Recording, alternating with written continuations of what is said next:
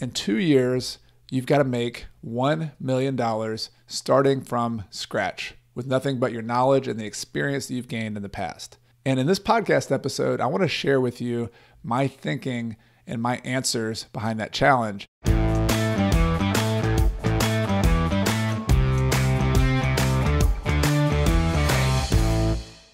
Welcome to the Real Estate and Financial Independence Podcast. I'm your host, Chad Carson. You can also call me Coach, and this is a show all about getting out of the financial grind so you can do more of what matters. Whether you're a brand new listener or a longtime listener, it's always an honor to have you here for another episode. So I've already previewed the title of today's episode, but I'm calling it How I Would Make $1 Million in 2 years starting from scratch. Sort of a bold assertion. I hope the story and my thinking is helpful for you today. And before we dive into that, this is going to be a solo episode, of course. I'm not interviewing anybody today, but I want to do the segment that I've been doing every week now on the podcast, going behind the scenes and just sharing some of what's going on with me in my life and my real estate business. And I'm going to kind of keep this on topic today. I actually, this last Monday, went to a meeting that I talked about in the intro of my local real estate investing association. The specific one I'm with in the upstate of South Carolina is called Upstate REIA. That's Carolina Real Estate Investors Association. And the thing I want to tell you about is just how beneficial a local real estate club or group or meetup can be. It can make all the difference. And for 18 years now, actually going on 19 years now, I've been investing in real estate. And one of the best decisions I made in the very beginning was to join this group. And there's a membership fee in some cases. Other cases, there's Facebook groups and different things. I like the membership version. There's just a lot of other things going on and subgroups and educational opportunities and networking. But whatever you do, getting engaged with local real estate investors, so your peers, these are people, if you're brand new, you might find other brand new investors, but you also start associating with people who are more experienced. And the people who show up at these clubs who are more experienced are willing to share. They're willing to give. They're willing to let you know what's going on and how they built their business. And they're willing to share their local knowledge about what's going on. And that's key. So I hope you continue listening to this podcast. I hope it's helpful for you. And this is general information and education and stories and inspiration. But you also have to have local knowledge. So what things are renting for? What areas of town are really exploding and doing really well? What are the areas to avoid? What are local laws that are changing? We've had local housing authority or local people who regulate housing in our area have come and spoken to our club. And so there's all sorts of details and education that you get, but most of all, the relationships you built. I've borrowed private money from individuals who I met at these meetings, at these local real estate meetings. I have bought deals from people at these meetings. I have shared contractor contacts, and closing attorney contacts and insurance agent contacts. So many resources and knowledge that you're going to learn at these that just find it for yourself. So you can just go to Google, search for that. You can go to Bigger Pockets, look for local meetups there. They have a lot of forums there for local people. You can go on Facebook. But whatever you do, my recommendation today, something that's been really beneficial for me, is to find your local real estate association and join it and start going there regularly. So I want to set this scenario up in a little bit more detail. You already know the basics. Remember, my main challenge was that I need to make $1 million in 2 years, starting from scratch in terms of financial resources. I don't have a lot of money in the bank. I actually do have a constellation, they told me, of about 6 months of basic living expenses. So I'm just going to call that $3,000 per month. I know that depends on where you are, what basic expenses mean. But let's say I had $3,000 times 6 months. That's about $18,000 that I can use to help me survive. Or if I get more money somewhere else, maybe that can be a little bit of seed money. And I remember I have my knowledge. I have the things I've learned. And I'm going to say that, they didn't tell me this, but I'm going to say I have basically good credit. I don't have like excellent credit, but let's say I have like a 650, 700 credit score that I'm going to probably work on improving over time, but that's not going to be my main benefit, my main asset that I have. I didn't kill my credit when I lost all my properties. And let's assume I didn't kill my reputation either. I just had to give them all to the lenders, had to turn them back over, but they were all made whole. But now I just have no money, no resources. And I'm in this new city where I don't know anybody. All right, so that is the setup. That's the beginning. And what I want to tell you, I'm going to get into the details of what I do step by step in this hypothetical scenario, but I want to tell you my overall strategy. Now, the problem and the challenge of this scenario I'm in is how quickly I'm having to build that amount of wealth. So if I had started with $10 million and I wanted to make $1 million, I would just need to make a 10% return, which is actually not that hard if you know how to go out and find good deals. So I feel very, very comfortable if you start with a large base of capital. But I'm starting from zero capital, and I've got to grow that to $1 million. And the thing that's similar to that than a lot of you who are, if you're just starting this business, if you're just starting in your financial journey, that's where you are too. You don't have a big financial base. So what is the theme? And the key theme, the key word here is leverage. So you've heard the old story of Archimedes, who was, I think, a scientist or a philosopher back in ancient Greece or somewhere. And he said that you can use if you have a lever long enough, a lever could be like something you pick up something really heavy by pushing on the other end of it. And you can do that. If you have a lever long enough, you can lift the entire world. So if you want to do something really big, like make $1 million in 2 years, you're going to have to use leverage. Now, what does leverage mean? I'm going to need to leverage not only money, that seemed like the obvious thing, because I'm going to use real estate investing and investing to be able to do this. I don't have that base of capital, so I'm going to have to use other people's money. That's kind of a given to be able to do this.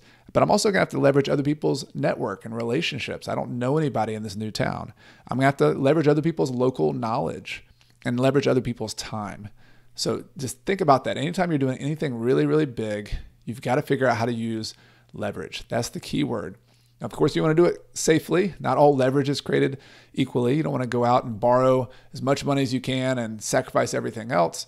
There are different forms of leverage. So I'm going to talk about how I would leverage. But number one, my overall strategy, I'm going to have to figure out how to use some leverage to do it as quickly as we're talking about. And my general strategy, I'm going to go with what I know. Remember, I still have my knowledge, and I have done most of my best heavy lifting, my best leverage with multi-unit apartments. Now, there's nothing special necessarily about them. I tend to like them because they're in the residential world. People need to have a place to live, but that's just what I understand. We've done pretty well with multi-unit apartments, in particular buying multi-unit apartments that need to have value added to them. Like the rents are low and you could do something to increase those rents, maybe improving the cosmetics, maybe adding on different income sources, renting out storage units or renting out extra parking. But whatever the case might be, you're increasing the value of that multi-unit property. There's a lot of leverage and wealth to be made by doing that. So my strategy would be to buy multi-unit properties, but actually would adapt my current strategy, what I've done in the past a little bit. I've always bought single family houses, duplexes, triplexes, fourplexes. I have a 12plex in our portfolio. We bought one property that was 28 units.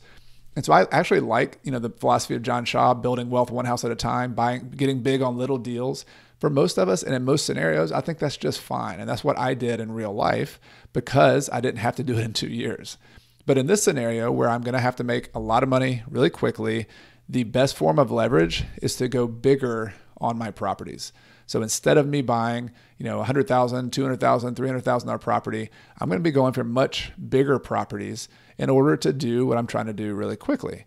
And so because of that short timeline, and so the rewards for me, for the same amount of time I would use negotiating to buy properties, I could buy a $20 million building with the same amount of time that I could buying a $200,000 building. And this is unique to my situation because I've had practice on hundreds of smaller properties in the past. So it's kind of a step up at this point.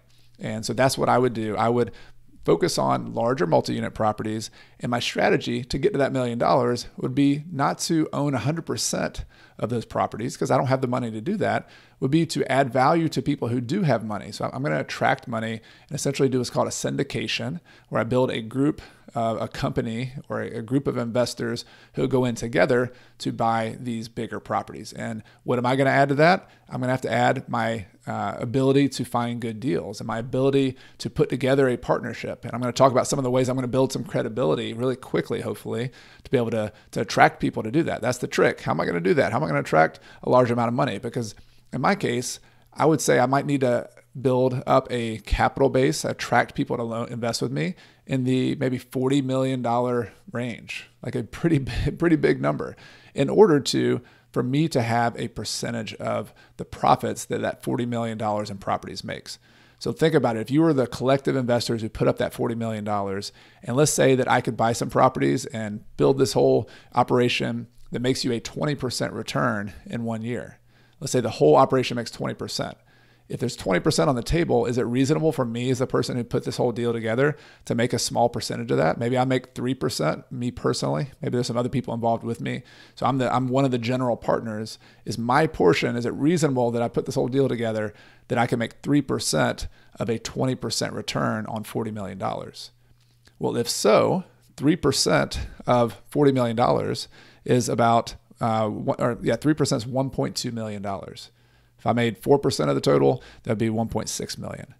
So just pause and think about that. Right? That is my overall strategy to make the money. I'm going to make a lot of investors who have a lot of money. I'm going to make them some money. I'm going to go with Zig Ziglar's old quote: "You can get anything in the world you want if you help enough other people get what they want."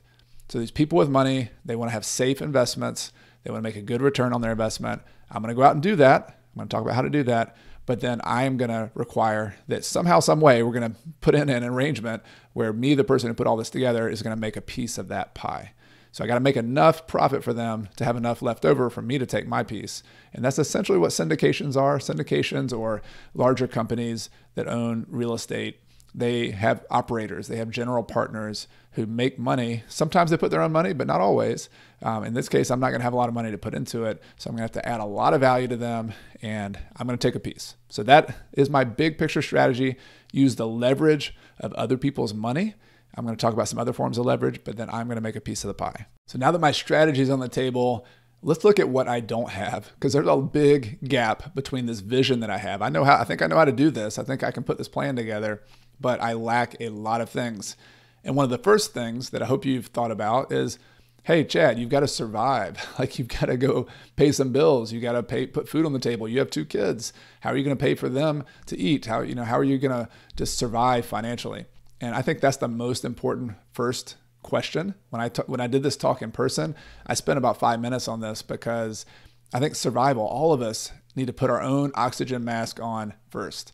That's when you're sitting on the airplane and they're giving you the safety instructions, we all just kind of start reading something or listening. We don't really listen to that. But that's the first thing they tell you. In the case of an emergency, put your own oxygen mask on first. And that is what we're talking about here financially, is we got to get the financial oxygen mask on first, because I won't make it to 2 years if I can't even pay the bills and put food on the table. And so I actually talked to my wife about this and said, hey, what would we do? What could we do in this scenario where we just got to generate some income really quickly? And we talked about it. My role in this scenario, I think, would be trying to build that wealth to $1 million. I could, if I had to, it was just me. Maybe I'd have to focus more time on generating some income quicker. But in our case, we're fortunate enough to have both of us who could generate some income. My wife teaches Spanish. She doesn't do that full time right now. She teaches English and Spanish, and she has a master's degree in that, and it's a pretty marketable skill. So either getting a high school job or a community college job in this new town would probably be a pretty good proposition, especially if we're flexible on location on where we live. And so our idea would be to take her experience as a teacher and for her to kind of get the survival job. And so she would be teaching, going back into teaching, and somewhere in the $50,000 to $80,000 per year would be my guess on what she could make with a full-time job, plus some health insurance benefits, which is always important and helpful. And so the kind of side lesson to this is that those of you who are in similar situations where you have a spouse, it doesn't matter what you do in order to make that income in the short term. If one spouse could be working on more of the wealth building, or maybe you use one salary from one spouse to do the wealth building and the other is just to do the survival. If you can live off that one spouse's income, if you're fortunate enough to do that, that's a great plan. And so that's what we would do. We would, use that money, that $40,000 to $60,000 or $80,000 per year, minus taxes, minus other expenses, and would use that to pay the bills. We also need to think about shelter, though. What would we do just to live for somewhere? And I love house hacking. I'm always talking about living in a duplex, living in a fourplex. We don't have a lot of capital, though, to go out and buy a new property. Maybe we could get a loan, but I'd actually lean towards doing something just straight rental at this point. So either just renting an apartment or a house that is in our budget and we can make work. I might also, because I'm going to be out in the real estate industry talking to apartment owners, we might try to negotiate something where we do like a live-in management arrangement. And I share with them that I have a lot of management experience, that I'm willing to live in an apartment if we could get a discount or free rent. and we would do some on-site management. Maybe that means showing some apartments here and there in the evenings. Maybe that means, just reporting things that are going on, meeting a contractor here and there. And so that's a good trade-off for us. Carrie and I could do that. My wife and I could kind of trade that off in exchange for maybe $1,000 in free rent at a place. The other benefit for that for me is we're living in an apartment complex or somewhere in an area that maybe where I'm also hunting for deals and I'm meeting the owners or the managers of these properties. So that's a kind of plan B, perhaps. Instead of me going out and buying a property, renting is actually a great deal sometimes because you can get in without a lot of upfront cost. So maybe I do a live-in management arrangement. Maybe we just rent something. Maybe I can negotiate like a master lease where I lease a fourplex, for example, and I sell the owner on the idea of me leasing the entire complex and maybe giving them a security deposit or a big security deposit to give them some extra credibility. And then I will sublease out the other ones. So maybe I rent the whole place for $2,000 and then I rent each place out for, $750 a month. So I'm getting $3,000 coming in. I'm paying $2,000 to the owner. That would be a nice big spread. Maybe I couldn't do that well, but there is possible that I could live for free in a place by using the profit from subleasing out other units. So those are just some ideas, some brainstorming. Again, I'm not gonna spend a ton of time on that because I gotta go big. I gotta buy, get this $2 million. But for those of you thinking about survival at the moment, you gotta get a job, you gotta pay the bills, and you gotta get your housing taken care of. And if you can do house hacking or renting or something that makes sense in the short run, that can at least get you shelter over your head and you got your oxygen mask on financially. And now you can start focusing on some of the bigger picture. All right, so our financial oxygen mask is on. Survival's taken care of. I didn't mention before, but I would also, my wife and I would set aside some money out of that $18,000 we have. If she gets a job pretty quickly and we didn't have to burn too much of that $18,000, we would hopefully set aside some money for an emergency fund, just because that gives you that peace of mind that you can go for big, you can take a big swing, you can go for the home run because you have a little bit of a cushion. So maybe $10,000, if $3,000 per month is our overhead, maybe having $9,000 or $10,000 in the bank, that'd be nice. And maybe we burn through a couple thousand of that, just like getting moved and things like that. And so maybe I've got $5,000 or $6,000 left over. Hopefully Carrie got a job pretty quickly and I've got some money left over and I'm thinking big picture. But I have a big gap still between me going out and buying 500 units and then building a syndication and attracting $40 million. There's a huge gap between where I am and where I want to be. And I think there's 3 specific things that I lack. So I do know how to do it. I've done that before, and I actually haven't done a big syndication like that. I'll say that right now. I've done more private lending and smaller scale deliberately. That's just more my strategy. It's kind of keep it small. But in this, I have bought that many properties over time. I've negotiated properties like 500 properties or 500 units and done that in the past. So how could I do that again? Well, I'm lacking right now local knowledge, first and foremost. I don't know about this city that I'm in. I'm lacking a network. I don't have relationships with closing attorneys, with people to help me fix properties up, with people who are gonna loan money or who are gonna be to finance our deals or to help me put together the syndication legally, a legal team. So I'm lacking a network. First of all, I'm lacking local knowledge of the market. I'm lacking the network. And then number 3, I'm lacking some credibility. All these people I meet here, like they're gonna say, what have you done? Like, who are you? You've lost all your properties. And so I need to build some credibility as well. So let me tell you some of the first things I would do. Number 1, to try to help with my local knowledge problem. So in my case, I don't recommend this for everybody necessarily, but I just think it's a good first step. I used to have my real estate license on active status. It's on dormant status now. I don't use it. It's ready. I could activate it again in the future. And I think for me in a new city, activating my real estate license and focusing on commercial properties in this case, like larger multi-unit properties, would be a good first move for me to help learn the market. So I would go take the local test. I could go for 30 hours, I think, and go to a local real estate office. They usually do that in 1 week. I would take my real estate licensing course, my education requirements. I would take a test, and then I would interview 4 or 5 brokers who are focusing in the commercial world. So either kind of true commercial properties like retail and office, but also multi-unit family and also mobile home parks and industrial. That all fits under the umbrella of commercial. I would find a brokerage who focuses on commercial, and I would interview all of them to see if there's a fit for my personality and they're flexible enough. And I would be telling them from the very beginning, what my goal is, that I'm thinking big. I'm going to be buying these properties, but I'm also going to be doing some listings or some buyer representation on the side, particularly early on with with multi-unit properties. And so I would find a good fit there. And the benefit of having this little office of brokers, other people who have their real estate license, is that I could begin borrowing their knowledge. I could call this person up. I could talk to my broker and say, what's going on in this area? Or how do I deal with this local issue? You've got to have other people you borrow knowledge from. And so just on the transaction space, I'm new to this city. I'm new to the state. What are the laws, regulations here? That's going to be really important to have that team member who, in a broker, when you're a licensee under another broker, you have that requirement because they want to make sure you're doing things legally, but they also are a resource for you. And there's other people in the office, hopefully, who I've picked who are also out there doing things. So they have the network. So we talked about that was something I lacked. I could go to some of these other brokers in the office. They already have some buyers looking at properties. And so just be a little bit more of a shortcut to find some other people with money who are looking for multi-unit properties.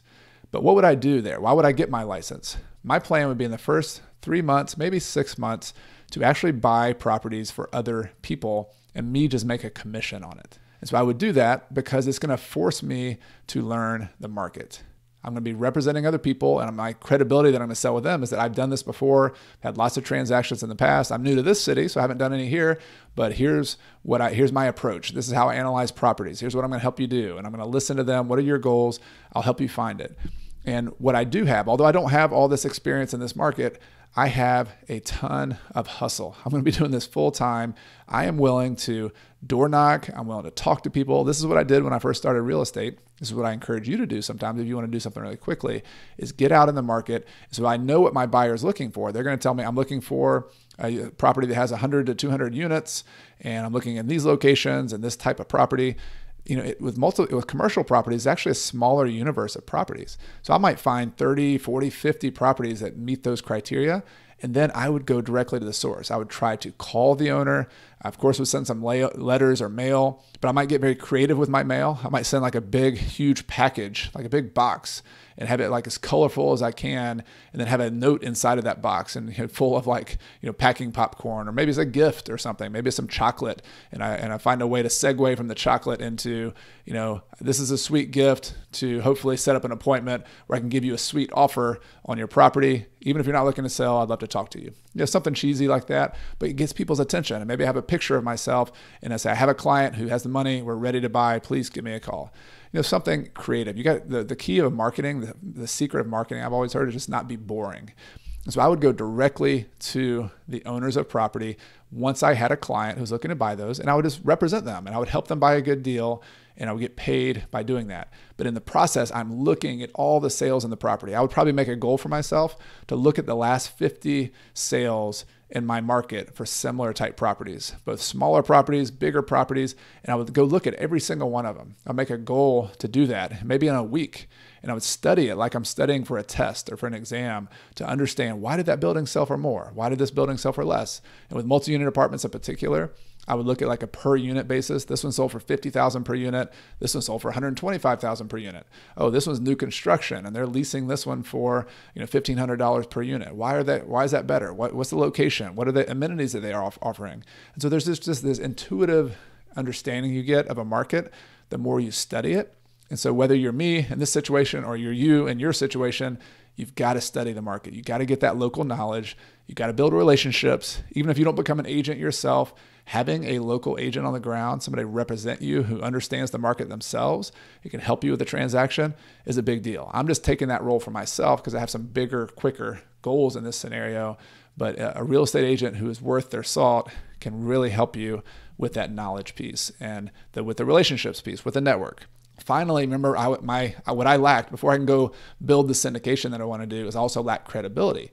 But if within the next 3 to 6 months, I hustle, I do 3 or 4 transactions for my clients, and these are $1 million transactions or $500,000 transaction on an apartment building or a $10 million transaction on an apartment building or some land that they're going to build on, I've now built some credibility. I can now go to the next step and say, this is what I've done.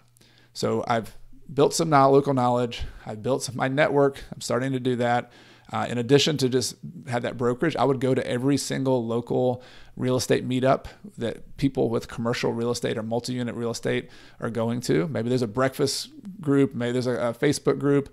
There's also a lot of online groups. Like I'm on Twitter a good bit. There's a real estate Twitter, RE Twitter kind of community who share ideas with each other all over the country on commercial real estate and multifamily real estate. I would go in Bigger Pockets and talk with people there. I would meet other people, build relationships, because I've just been so impressed in the past with this fact that almost everything I've wanted, every door I've wanted to open for a new goal that I have has come through a relationship with a person. And that relationship, you can't fake relationships. You got to get to know people. You got to talk to people. You got to add value to people. And so it's not just this kind of cliche word of networking.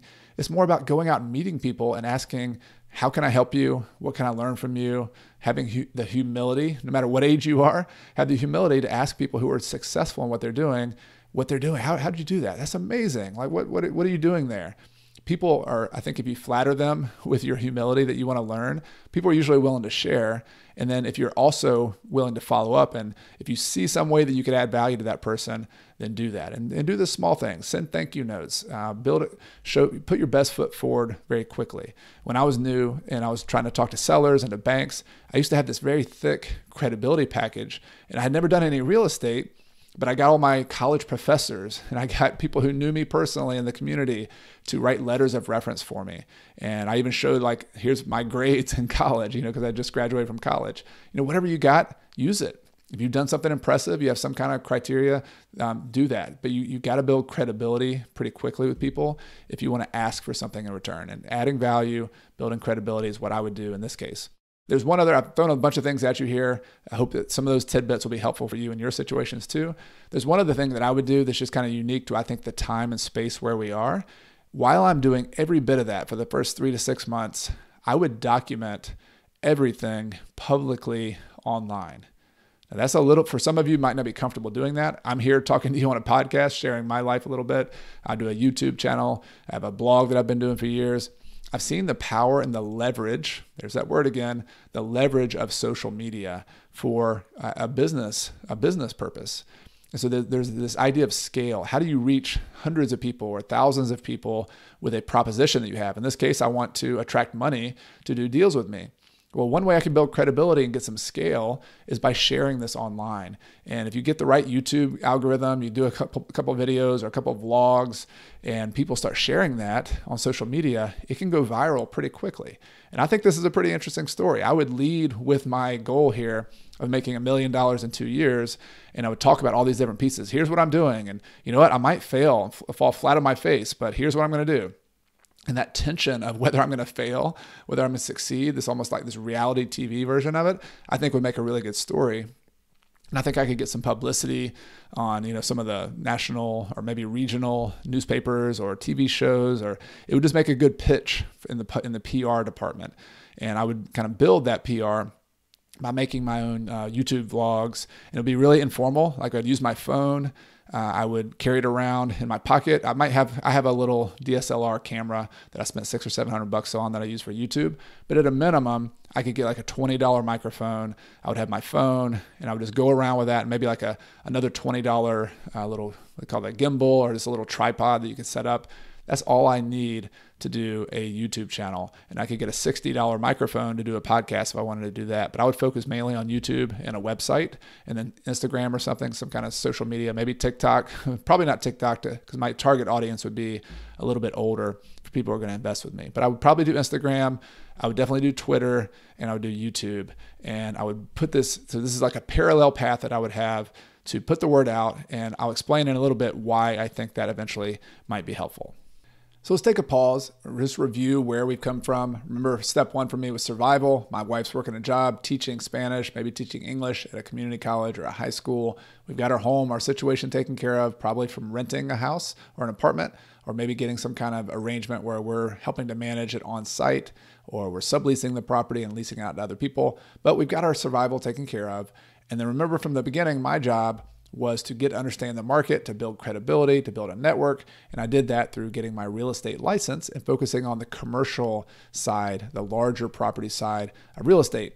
And first and foremost, I wanted to build that credibility and network by buying properties for other people with my license, not with me owning the property.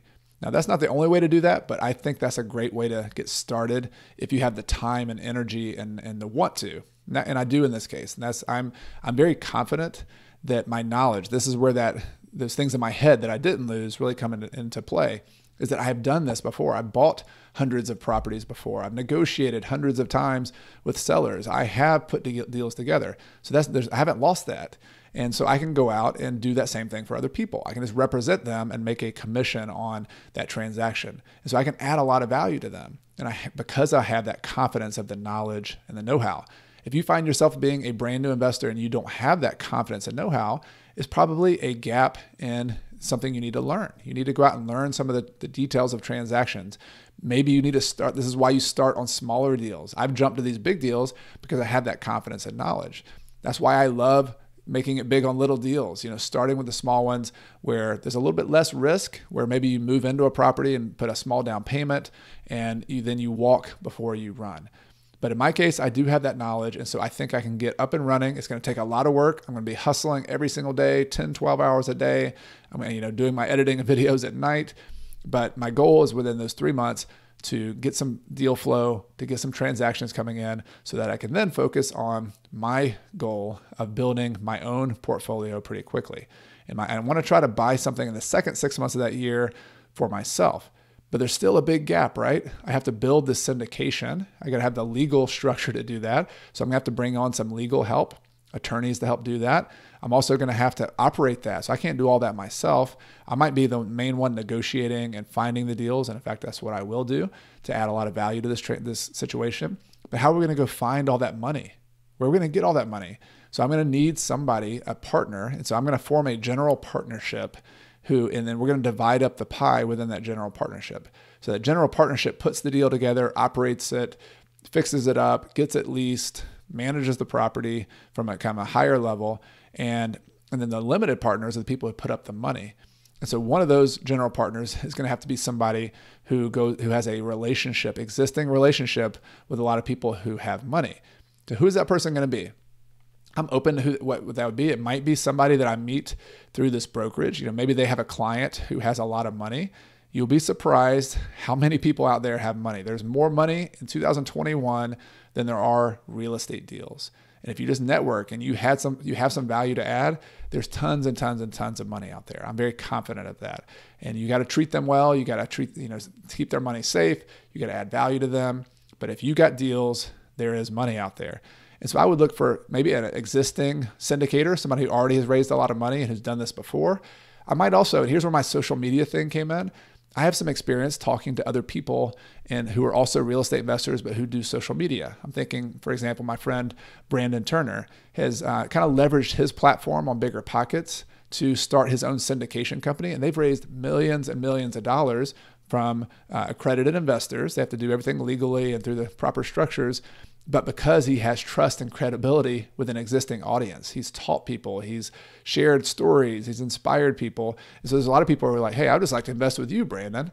And so if I can find somebody like that, for the last 3 months, I've been sharing my story on YouTube. I've gotten on podcasts and been on interviews to share my audacious, bold story. I've gotten on the media. Hopefully, I've got a little bit of credibility that I can go to a Brandon Turner, to another good friend of mine, Jay Scott, or some of these other people who have pretty big audiences. And I can make the proposition to say, hey, I am forming a new syndication here. I'm going to go out and find deals with these structures, with these numbers. Here's what it would look like. Can I give you a piece of the general partnership if you'll help us raise money? And so that would be my plan, to find that person. And that's going to be a big key person there. And that might be a local person with a lot of knowledge. That might be a Wall Street type person. Might be like an influencer type person who is in the real estate space. But that's going to be a key piece of the puzzle because I don't have that. At least it's going to be hard to build that kind of following, that kind of credibility in 3 months. So the money person, the operator person, and that operator person would be maybe a contractor, maybe a property manager, maybe another investor who has really good experience executing on the project management of remodeling a property, of turning over tenants, of doing all of that. That's a really important piece. And I've done some of that myself too. I've done all the dirty work on property management. And so I have some experience, but I'm going to be focusing more on the acquisitions and on the big picture vision. And I'm going to still be the main decision maker in this general partnership. And hopefully my goal will be to keep about 30-40% of the profit within that general partnership for myself, and then distribute the other 60 to 70% to these other partners who come on. So lots of details there, but that's my plan. And we're going to go execute it for the next 6 months of raising money, of me looking for deals. And that's going to be some timing there of the deal before the money. But we're going to raise money. And then hopefully by the end of that first year, we're going to buy some apartment complexes. And then during the second year, then we're going to be improving those properties, increasing the value of those properties. And if we've done what we set out to do, we have about $40 million or more. And then those properties have now produced a return because we bought some properties that were dilapidated or needed work or the rents needed to go up. But hopefully we are delivering on about a 20% return for our entire partnership, and our general partnership is going to take a piece of that. How that's structured, that's probably more details than I want to get into here, but I'm pretty confident that even my personal stake could be a nice portion of that so that I can make $1 million, not necessarily in cash. I didn't talk about that in the beginning. My net worth would be increased by $1 million. It's not going to cash out, for 5-10 years before we're done with that syndication. But I've been able to start from scratch, build up wealth, build up relationships, and I've done that in a relatively short period of time. So in a relatively short episode, that is a summary of how I would approach this problem that I was given of how do I build $1 million in 2 years starting from scratch. Obviously, a lot of the details here are very unique to me and to my situation. If you're starting, you might not have that knowledge right up front. But there are some common themes. There are some lessons that I just want to go over real quickly. And you're welcome to ask. If you're watching this on YouTube, I would love to hear some comments or questions from you as well. And I'm happy to answer those. I know there's some details I probably didn't cover. Maybe there's some assumptions I made that you might be questioning. That's great. That's why we have discussions. Let me know if you're listening to the podcast on your podcast player. You can send an email to podcast@coachcarson.com, or even better, go to the link in the show notes. The quickest way for me to respond is leaving a comment on the show notes, or even better on YouTube. And I check those pretty often. But I'd love to hear from you is my main point. But I want to this is like watching game film in a football game of debriefing. What were some of the big takeaways the important themes that I hope you take away from that? The first part was survival, that we all go through this financial stage of survival. Sometimes it takes a while. And just to be honest, all of us start from different places in life. If you're having to really dig yourself out of poverty and you have not a lot of resources in your family, just you getting to the point where you're surviving financially could be a major accomplishment. So don't compare yourself to other people. If you've gotten there and you're surviving now and you're just paying the bills, but you know how much you came from, you had to pay off that much debt, or you had to get out of a place where things were not good personally, mental health wise, whatever the case might be, pat yourself on the back. Like, surviving financially is a major accomplishment. And so that was my first message. Just take care of survival first, put your own oxygen mask on. The other thing was that I had the basics of any real estate business strategy are finding deals and finding money. So you might have noticed that throughout that whole story was that I had to find deals that were going to work for my strategy, and I had to go out and find other people to put up the money. And I didn't even talk about bank financing. And we would go out and buy a certain number of units, maybe 500 to 800 units. We would have some capital from our equity partners. We would get some bank financing. We'd have a mixture of debt and equity. So that's another detail I didn't mention. But deals and money are what it's all about. But to get deals and money, you have to have those three things that I talked about. You got to have local knowledge, or maybe knowledge of real estate transactions in general. I had some of the general knowledge. I didn't have the local knowledge, but knowledge is critical. That's why I educate. That's why I'm a teacher. And that's why I do this podcast every week, because it's such a critical piece of it.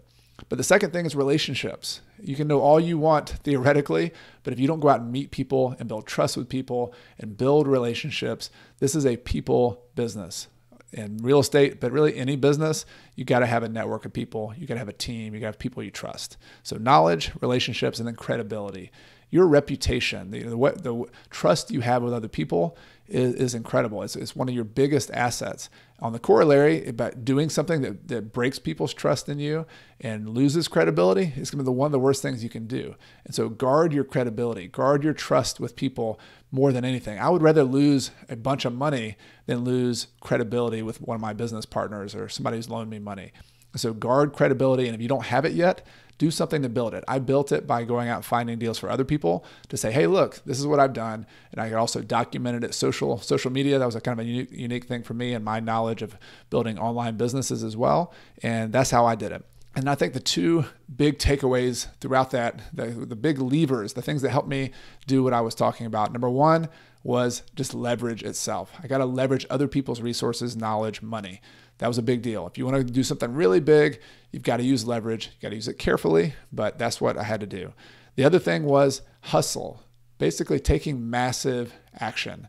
There's no substitute for just getting out and getting it done. And there's nothing I've ever seen that's worthwhile, whether it's in sports, a job, investing, building entrepreneurship type projects, social projects that don't involve a lot of sweat, blood, tears, hustle. And that's not necessarily a bad thing, right? You have to pay your dues. If it was easy, if you could just press a button and it just got done automatically, everybody would do it. It wouldn't have any value to us. We wouldn't appreciate it ourselves. So leverage and hustle, taking massive action were some big deals. And I skipped over a lot of details, the mistakes that I would have made.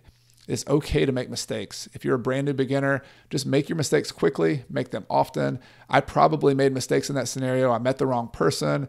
I made an offer on the wrong property, but an experienced person who knows how things happen, just keep moving through those. They learn, they chalk those up as lessons. We all make them, keep them small. Don't make huge mistakes where you're losing everybody's money, but find ways. This is what entrepreneurship is all about. Find ways to take risk that you can live with and then keep moving. So it might be I put an earnest money deposit on a place, and if I lose that earnest money deposit, I lose a couple $1,000, but it's not the end of the world. I'm not losing the rest of my money. But you got to put that earnest money down on an offer before you can actually buy a deal. So that's just a very specific example. So I hope this lesson has been helpful for you, this scenario. In the future, if you're interested, I might be also interested in doing another scenario that's a little bit more realistic for maybe what some of you are dealing with. Maybe the idea is that, hey, instead of 2 years, how would you, starting from scratch, make enough money to live off of in the next 5 years or 10 years? I think I would approach it a little bit differently there, and I think that's more of a real life scenario. I mean, when do you ever have 2-year deadlines coming up against you unless you owe money to the mafia or some other weird situation like so? That's not very realistic that you would have to push it that hard. But if you're interested in that, let me know. Send me an email at podcast@coachcarson.com. Leave a comment in the YouTube video if you're watching this on YouTube. And just want to thank you for listening to this and inspiring me to bring this to you. Some of my future episodes, I'll be back to interviewing some other people. But every once in a while, I'll come back and do some of these solo episodes as well.